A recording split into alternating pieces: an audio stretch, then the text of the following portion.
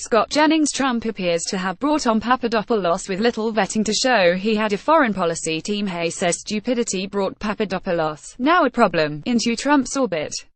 He was a hanger-on of a type familiar to people experienced with campaigns. Fart has not been reported much from that recording, which was made during an interview Trump had with the Post's editorial board, was what Trump said just before he uttered the guy's name. "Oh, you have that list, so I'll be a little more accurate with it," Trump asks an aide, responding to a question about his foreign policy advisors.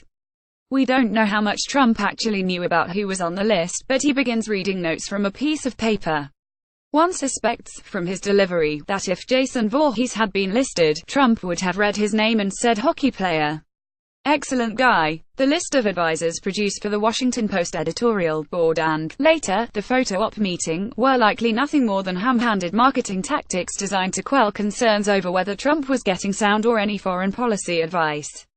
Clearly, Trump wasn't getting much useful advice from people like Papadopoulos and Carter Page, another clownish hanger-on under the microscope in the Russian collusion investigation who lacks the common sense God gave the goose.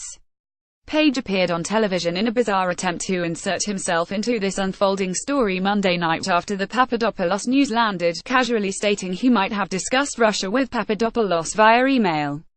Veterans of presidential campaigns recognize the type: serial exaggerators, name-droppers, big talkers, desperate to be important.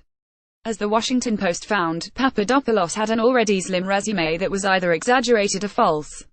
As for Page, Politico found he was known by neither Russia experts nor energy experts nor Russian energy experts. These types are attracted to presidential campaigns like moths to bug zappers.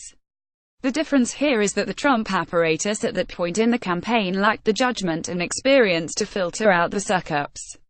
As Trump advisor Barry Bennett told the Washington Post, when, as a Ben Carson's campaign manager, he hired Papadopoulos for Ben Carson's campaign, wasn't looking for something stellar. Bennett met Papadopoulos through an unsolicited message via LinkedIn before they both wound up working for Trump. Head desk. None of this is to say that Papadopoulos isn't a problem. Clearly, he had some contact with senior Trump officials and was dumb enough to lie to the FBI while meeting with agents Son's legal counsel.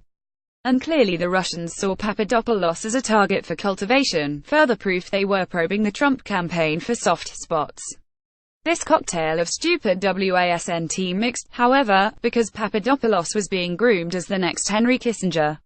It exists because the Trump operation failed, a critical and basic rule of presidential campaigns. At least Google the people who show up at your front door asking for jobs.